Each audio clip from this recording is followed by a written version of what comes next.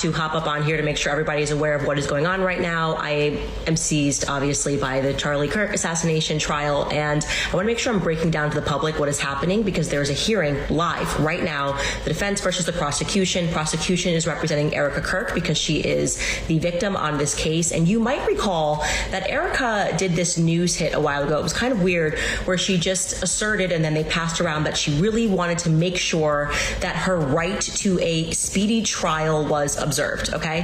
And I was like, okay, that's kind of weird. Like, but why? Well, it turns out that now we are understanding that this is going to be the prosecution's strategy, and I will be very clear here. I do not believe Tyler Robinson assassinated Charlie Kirk, and I believe that Turning Point USA is implicated in this moment in a cover-up of sorts, okay? What various roles were played, but to me, looking at the evidence, which I have done more than anybody else, there is a cover-up taking place, and this hearing proves it, okay? So they were supposed to have a probable cause hearing in May. It is slated on the calendar. When they agreed to do this in May, the defense, Tyler Robinson's defense, was like, well, we shouldn't set a date until we all get our discovery requests. And they were like, we're just going to put it on the calendar. Don't worry. We're just going to throw it on the calendar. And then, of course, if you guys don't. Candace Owens went live, and she didn't waste a single second. Right in the middle of breaking down the trial, she said something that completely flipped the whole conversation. Suddenly, this wasn't just about Tyler Robinson anymore. It became about why Erika Kirk seems to be pushing hard on a story that nobody is actually being allowed to fully examine. Once that shift happened, people couldn't look away. Candace didn't ease into anything. She went straight at the hearing while it was still actively unfolding, watching in real time as both sides argued over something that should never even be up for debate: access to evidence. That's it. That's what's being fought over. And the fact that it's even a battle is exactly what started making everything feel deeply off. Have what you need, the case will not go forward. Lo and behold, Erika goes on Fox News and says, I want to make sure it's a speedy trial on the victim, whatever. And so now we're hearing that directly from the defense, and the prosecution is not disputing this, they both agree, that the ATF and the FBI will not hand over their data files that they have had in their possession since September, despite multiple requests from the defense. They're like, we literally cannot have this hearing because we have not been given any data files. What am I talking about? This is crucial. Erika's team is arguing, we want the hearing to go through anyways, it's just a probable cause hearing. Okay, but they are basing this probable cause hearing, they want this to be televised, and they're going to say, what evidence do you have that Tyler Robinson did this? And the prosecution is going to say, well, we have his fingerprints that are on the gun. Well, what they're not telling you is that they're saying they have his fingerprints on the gun. That's just a summary report that the FBI gave to the defense. The defense is saying, okay, now can we see the digitized files? Can we see the fingerprints? Can we see your process and how you got this? No. You just get the summary. The summary report is all you need. No, actually, we need. According to the defense, they still haven't received the actual raw files from the FBI or the ATF. Not the full reports, not the original data. Just summaries, filtered, prepackaged summaries. And somehow, despite that, the prosecution still wants to push forward with a televised probable cause hearing. That one detail is what Candace kept coming back to, again and again. And honestly, it's hard to argue with why. If the case against Tyler Robinson is as airtight as they keep claiming, then why is the evidence being filtered before anyone outside the prosecution gets a real look at it? So what exactly is being protected inside those unshared files? That's the moment the focus started quietly shifting. Not completely away from Tyler, but toward Erika Kirk and the very obvious urgency radiating from her side of the situation. Never dated here because I saw vicariously through my roommate how terrible it was. Somehow getting drinks was the replacement of having coffee and breakfast. I personally would rather have coffee or brunch with someone than going, I don't drink. I find it unproductive, not because I'm holier than whatever. I just don't operate that way. But I always thought it was very strange how she would go to drinks with one guy and then go to dinner with another. So it goes twofold here. So if you're expecting to marry someone that I was blessed with, like a Charlie, you have to be the type of woman that will attract a Charlie. Are you going to church? Are you going to Bible study? Because this push for a speedy hearing didn't come out of nowhere. It was framed publicly and carefully as a grieving victim wanting justice, a widow simply asking for the process to move forward. But once you line up the timing and study the pressure being applied, it stops looking like a request and starts looking like something else entirely. It starts looking like an effort to lock in a specific narrative before anyone gets the chance to properly question it. Candace made a point that's simple but genuinely hard to ignore. The defense isn't asking for anything outside normal legal process. They're asking to see how the fingerprints were actually analyzed. They're asking to examine the chain of custody. They're asking to verify the timeline that places Tyler Robinson at the scene. These are basic, standard, completely reasonable legal requests, and they are being told no. They get a summary and are expected to just trust it.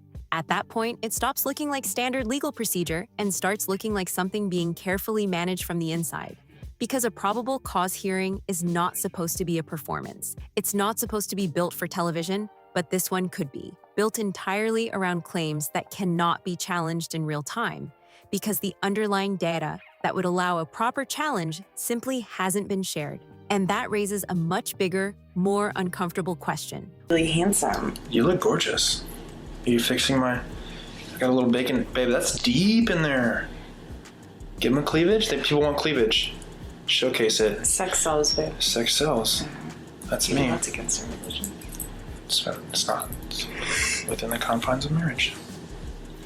Why would anyone push something aggressively into the public spotlight before the actual foundation of that case is even visible to the people being asked to defend against it? This is where older stories start connecting, not as standalone proof of anything, but as pieces that begin forming a pattern when placed side by side. There was the casting tape, the one Candace resurfaced, showing a completely different version of Erika. Energetic, playful, openly chasing attention in a reality TV audition setting. A version that looks nothing like the disciplined, composed, reserved image she presents to the world today. That's not automatically damaging. People change, people evolve. Nobody is the same person they were years ago, but critics weren't focused on the past itself. They were focused on how carefully and deliberately that past appeared to be concealed. Because publicly, Erika described a very controlled, structured lifestyle before meeting Charlie Kirk. Minimal distractions, no chaotic social environments, a clean and steady personal history, a completely different tone from what those older clips and photos were clearly suggesting. And once that gap became visible, people started asking a serious question. Why was that version of her story scrubbed so carefully? And who helped make sure it stayed buried?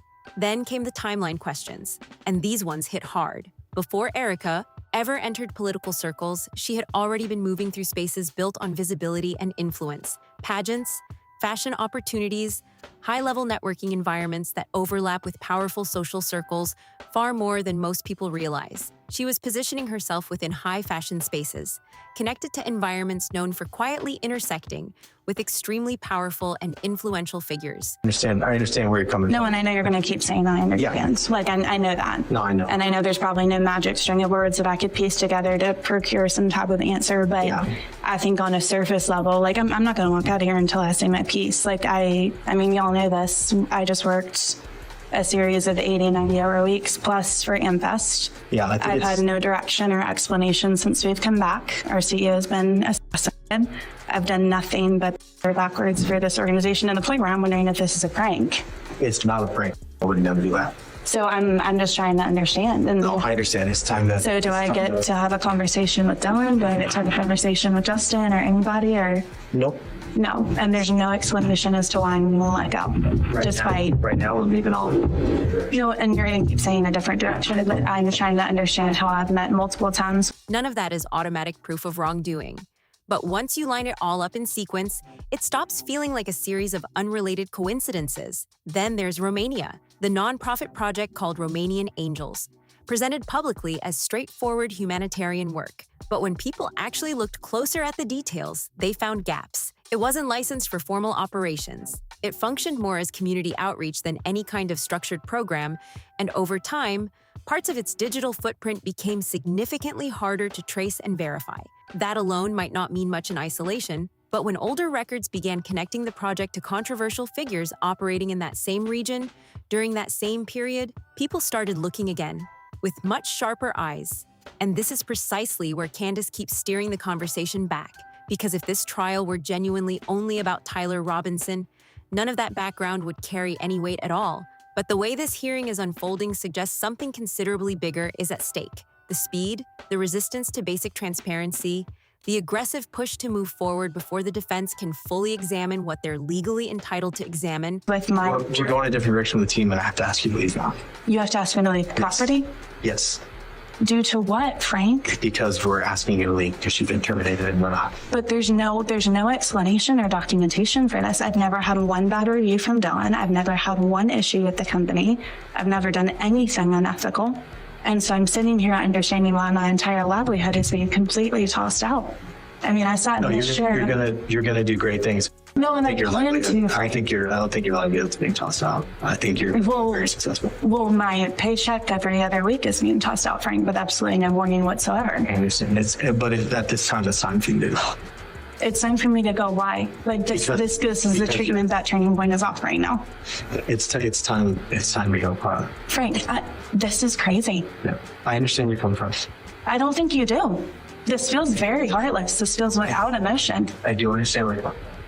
All of it creates a strong sense that the outcome of this case matters far more to certain people than the actual integrity of the process behind it. And that's where the idea of panic starts creeping into the picture.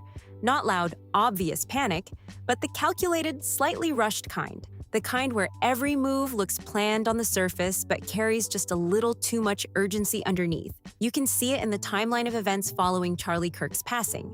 A rapid transition into leadership positions, immediate involvement in major organizational decisions, and reports of significant internal changes happening behind the scenes at a pace that struck many people as unusual given the circumstances. You can see it in the leaked audio. Candace referenced conversations about merchandise tied directly to Charlie's name happening almost immediately after his passing, before the public grieving had even settled, before anyone had time to breathe. That detail alone had people raising eyebrows hard, because timing in moments like that says everything about priorities. See from behind me, this is a recreation of the tent where Charlie Kirk lost his life at Utah University in September, and people are taking selfies with it. I can't. I cannot. I am not capable of whatever that. When I saw this, I realized I do not know enough words.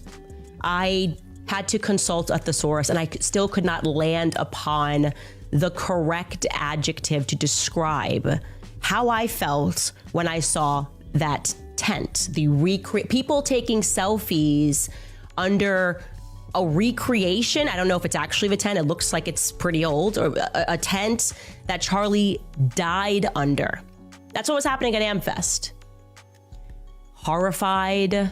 I was aghast. I don't think I ever described myself as aghast. I was aghast. It was ghastly to look at that and to realize that they made a conscious decision to allow that to happen to what.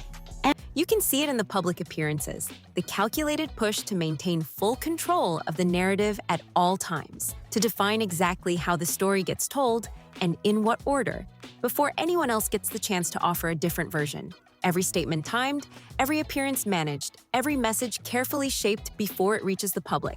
And now you can see it clearly in the courtroom. Because if everything surrounding this case is as clean and straightforward as it's being presented, then there should be absolutely no resistance to handing over the complete files.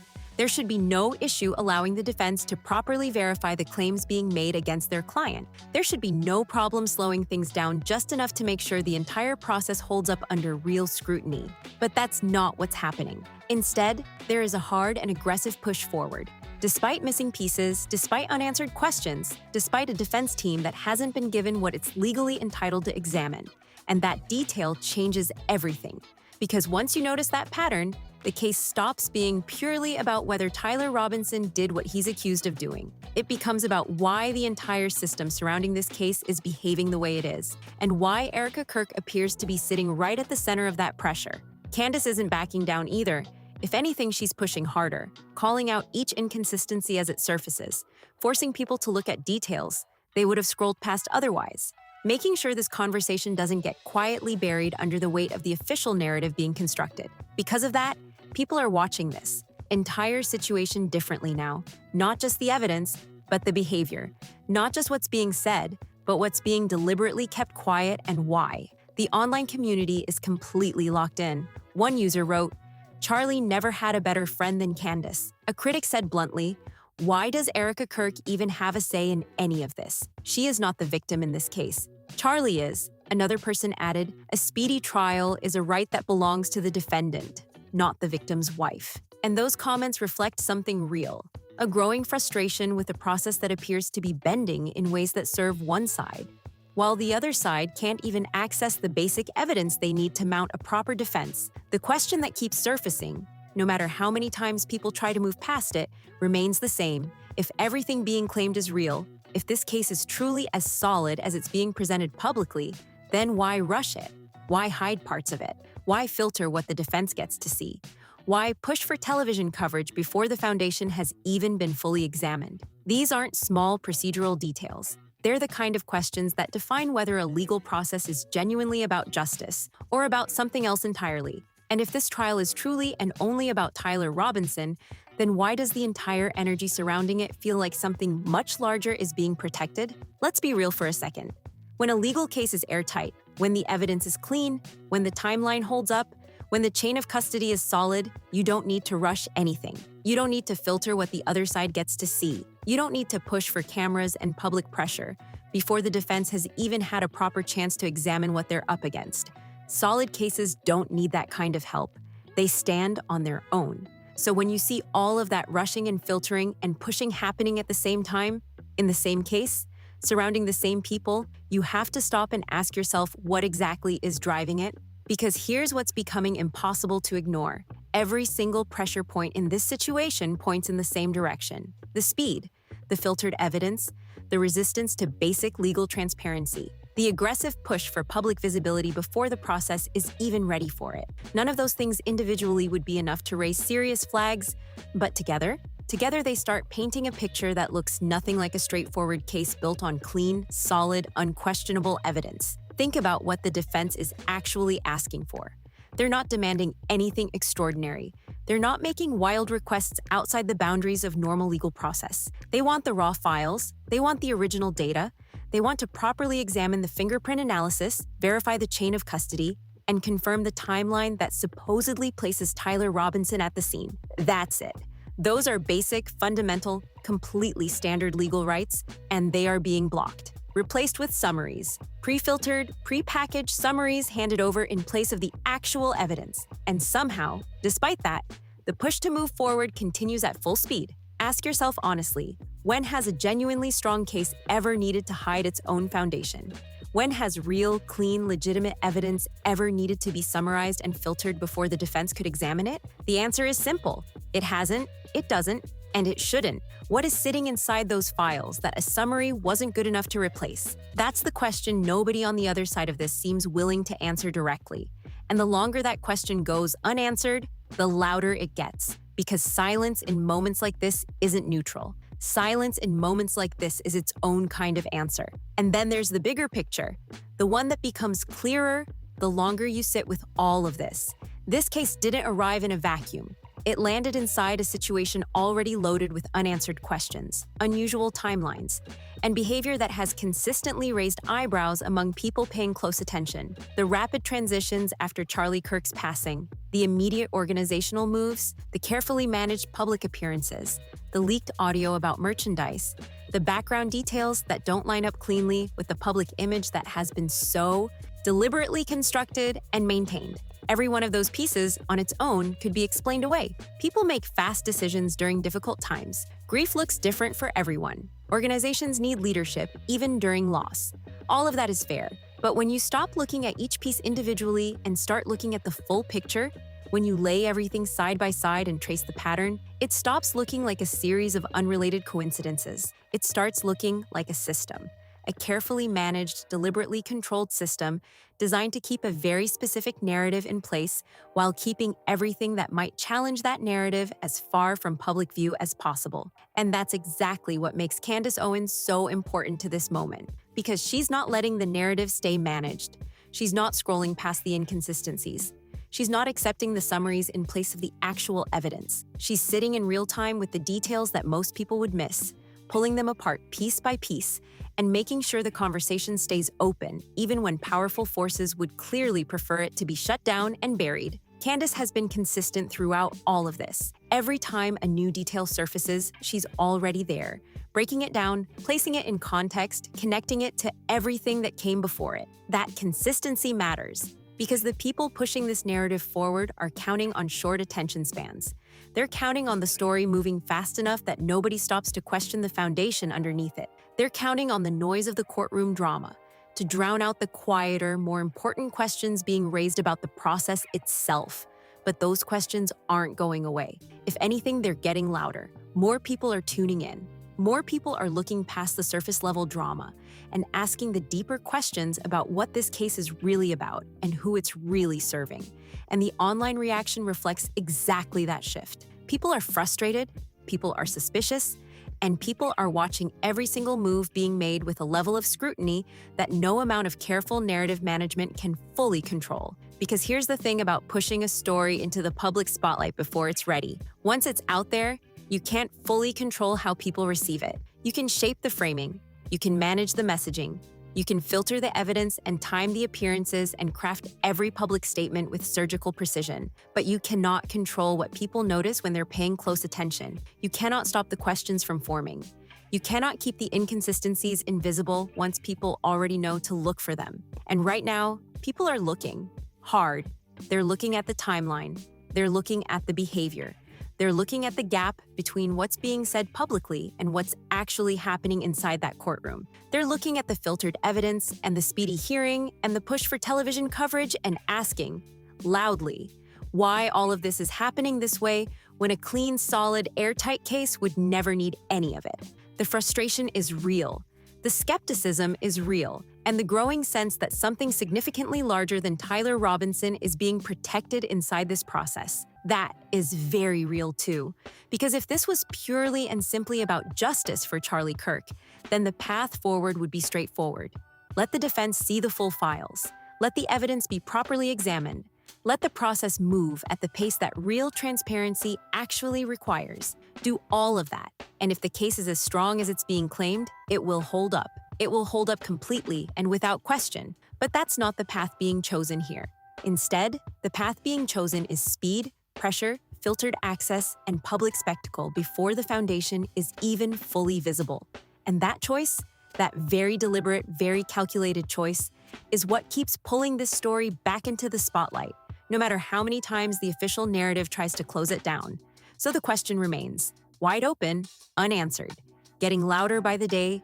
What is sitting inside those files that a summary wasn't good enough to replace? What is so sensitive, so critical, so potentially damaging that the defense cannot be allowed to examine it directly before this hearing moves forward? What is actually being protected here? And why does protecting it appear to matter more than the integrity of the entire legal process surrounding it? Drop your thoughts in the comments, because this one has people completely divided, and the conversation is only getting bigger. If you've been watching this story unfold and something about it just isn't sitting right with you, you're not alone. Thousands of people are asking the exact same questions right now, and those questions deserve real answers. Not summaries, not managed messaging, not carefully timed public statements. Real answers. If you're locked in on this story, hit that like button right now. It helps more people find this and keeps the conversation going strong. Subscribe so you don't miss a single update, because this situation is moving fast and there is significantly more coming. Share this with someone who needs to see it, someone who's been following this story, or someone who hasn't heard any of this yet, because they need to know. And drop your thoughts, your theories, your questions in the comments below, because this community sees things that others miss, and your perspective matters here. Stay ready, stay locked in. See you on the next one.